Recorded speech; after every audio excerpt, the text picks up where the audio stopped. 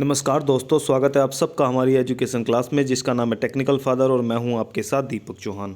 जितने भी लेक्चर हमारे आते हैं, अगर आप लोगों ने अभी तक वो नहीं देखे हैं तो प्लीज़ टेक्निकल फादर की जो प्लेलिस्ट है आप उन्हें वहां पर जाकर देख सकते हो, ताकि आने वाले जितने भी लेक्चर होंगे या आज का जो लेक्चर है उनसे आप उन्हें कोरिलेट कर सको। हम रोटेशनल मोल्डिंग या रोटो मोल्डिंग जिसे कहा जाता है उसके बारे में डिस्कस कर रहे थे। इसका जो प्रिंसिपल था और कुछ एडवांटेज थे वो हमने लास्ट जो लेक्चर आए हैं, हमारे लगभग 3 लेक्चर आ चुके हैं, उसमें हमने डिस्कस कर लिए हैं। तो आप इस वीडियो को देखने से पहले आप उन्हें भी अंडरस्टैंड कर लें, उन्हें देख लें एक बार, ताकि आप लोगों की जो अंडरस्टैंडिंग है वो बन सके।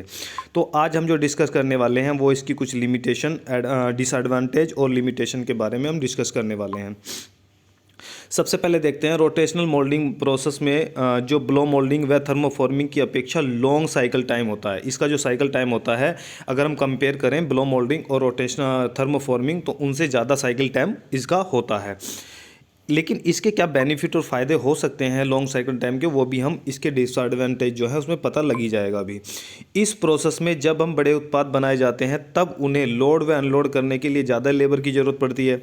एक तो जब साइकिल टाइम आप लोगों का ज़्यादा होगा तो आप लोगों का जो प्रोडक्शन है वो प्रोडक्शन रेट कम हो जाएगा, क्योंकि साइकिल टाइम अगर कम होता है तो प्रोडक्शन आप लोगों का बढ़ जाता है, यानी कि कम समय में ज़्यादा प्रोडक्शन आप कर सकते हो।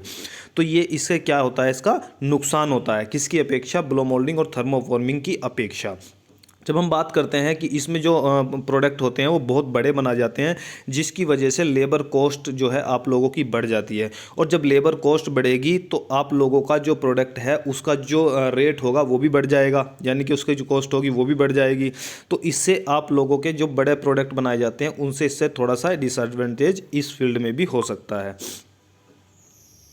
यह प्रोसेस 0.03 mm से कम वाल थिकनेस वाले प्रोडक्ट बनाने के लिए उपयोगी नहीं है। अगर आप लोगों को इस साइज जिससे वाल थिकनेस से कम अगर प्रोडक्ट बनाने हैं तो आप रोटेशनल मोल्डिंग मशीन से नहीं बना सकते हो। ये भी इसका क्या है, एक डिसएडवांटेज है।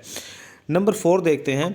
इस प्रोसेस में प्लास्टिक मटेरियल को पाउडर फॉर्म में प्रयोग करने के लिए मटेरियल को ग्रेनुल्स से पाउडर में बदलने के लिए अधिक इक्विपमेंट की आवश्यकता होती है, जिससे जो प्रोसेस की कॉस्ट है वो बढ़ जाएगी। इसका मतलब क्या हुआ, जब आप मटेरियल को लेकर आते हैं, मटेरियल का बैग लेकर आप रॉ मटेरियल लेकर आते हो तो आप लोग देखते हो कि उसमें कुछ दानेदार जो मटेरियल है वो आप लोगों को मिलता है। इसके बाद में आप क्या करते हो, उस मटेरियल को पाउडर फॉर्म में चेंज करते हो रोटेशनल मोल्डिंग मशीन में चलाने के लिए। इसमें आप 2 तरह के मटेरियल यूज़ कर सकते हो, एक तो जो पाउडर फॉर्म में और एक लिक्विड फॉर्म में। इन 2 स्टेट में आप रोटेशनल मोल्डिंग मशीन में ये प्रोडक्ट चला सकते हो। तो आप लोगों को जब ये प्रोडक्ट ग्रैनुअल से पाउडर फॉर्म में चेंज करने पड़ेंगे तो आप लोगों की जो इक्विपमेंट है, मशीनरी वगैरह, जो उनकी जो कॉस्ट है वो बढ़ेगी, और बढ़ेगी तो आप लोगों को देखना पड़ेगा कि जो ये प्रोसेस है, प्रोसेस की कॉस्ट भी बढ़ जाती है। ये भी इसका एक डिसएडवांटेज है। ठीक है, तो हमने सबसे पहले हमने देख लिया कि इसका साइकिल टाइम लंबा होता है। दूसरी चीज़ है, जब इसके बड़े प्रोडक्ट होंगी तो उसका जो मोल्ड होगा या प्रोडक्ट होंगे उसे लोड और अनलोड करने के लिए लेबर कॉस्ट ज़्यादा लगेगी, यानी कि ज़्यादा लेबर लगेंगे तो उनका हम लोगों को पेमेंट करना पड़ेगा, तो उससे जो प्रोसेस की कॉस्ट है वो बढ़ जाएगी। और एक साइज से, वाल थिकनेस से कम जो प्रोडक्ट है हम उससे नहीं बना सकते हैं, ये भी एक डिसएडवांटेज हो गया। और इसके पाउडर फॉर्म में जब हम चेंज करते हैं तो वो जो है कॉस्ट उसकी बढ़ जाती है मशीनरी की, तो भी ये एक इसका डिसएडवांटेज होता है। अब हम थोड़ी सी इसकी लिमिटेशन देख लेते हैं। लिमिटेशन का मतलब होता है कि जब हम प्रोसेस करते हैं तो कुछ ऐसी बंदी से या ऐसी बाउंडेशन होती है जिन्हें आप लोगों को ध्यान में रखना चाहिए। अगर आप उन्हें पार कर जाते हो तो कहीं ना कहीं आप लोगों के प्रोसेस में प्रॉब्लम आ सकती है या आप लोगों को नुकसान हो सकता है। तो लिमिटेशन इसीलिए लगाई जाती है ताकि आप सावधानीपूर्वक काम कर सकें, और क्या करें या क्या ना करें वाली यहाँ पर सिचुएशन बन जाती है। यह एक ओपन मोल्डिंग प्रोसेस है जिसके कारण इससे बने पार्ट के अंदर कोई कोर्स नहीं होता है। कोर्स का मतलब यहाँ पर हो गया कोर से, ठीक है, कोर जो कोर्स होती हैं वो इसके अंदर नहीं होगी, क्योंकि ये क्या है, एक ओपन मोल्डिंग प्रोसेस होता है। इस प्रोसेस में हीटिंग प्रोडक्ट के साथ साथ मोल्ड को भी प्रदान की जाती है। जब आप लोगों देखते हो कि इसमें जो मोल्ड होते हैं वो कैसे घूमते हैं, वो रोटेशनल मतलब एक तरीके से ऑक्सिलरी फॉर्म में घूमते हैं। ठीक है, तो जब इसमें मटेरियल को लोड किया जाता है, लोड करने के बाद में मोल्ड को घुमाया जाता है तो सबसे पहले इसे हीटिंग दी जाती है।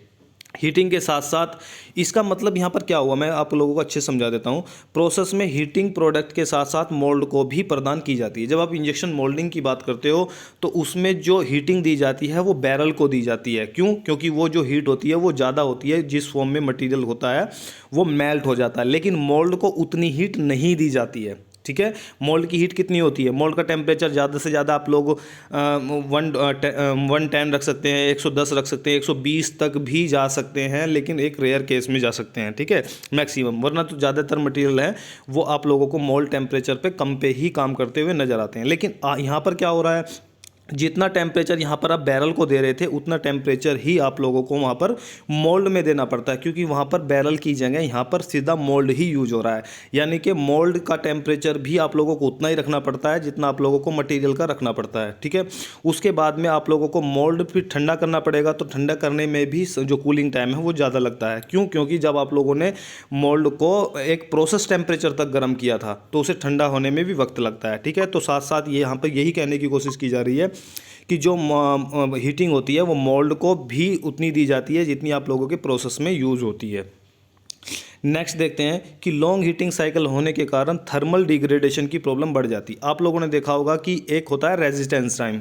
रेजिस्टेंस टाइम का मतलब क्या होता है कि इंजेक्शन मोल्डिंग मशीन है या फिर आप लोगों की, उसमें क्या होता है कि आप लोगों जैसे ही हॉपर से मटेरियल निकलता है बैरल तक पहुंचता है, और जब तक वो नोजल के गेट से नहीं निकल जाता है, यानी कि नोजल का जो होल होता है उससे मोल्ड के अंदर नहीं पहुंच जाता है, तो तब तक उसे, जब तक वो मटेरियल कहाँ पर रहा, बैरल के अंदर रहा, तो वहाँ पर उसे क्या बोला जाता है? रेजिडेंस टाइम बोला जाता है, जितने समय तक रहा।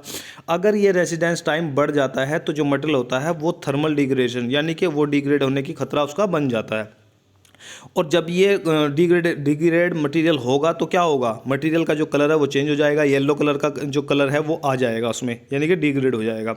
तो इसमें भी ऐसा ही होता है, जब आप किसी मटेरियल को, इसकी साइकिल टाइम क्या है, इसका साइकिल टाइम लंबा है, और लंबे समय तक अगर वही मटेरियल मोल्ड के अंदर पड़ा रहेगा, यानी कि उतनी ही हीट में बना रहेगा, तो उसकी जो डिग्रेड होने का खतरा है वो बढ़ जाएगा।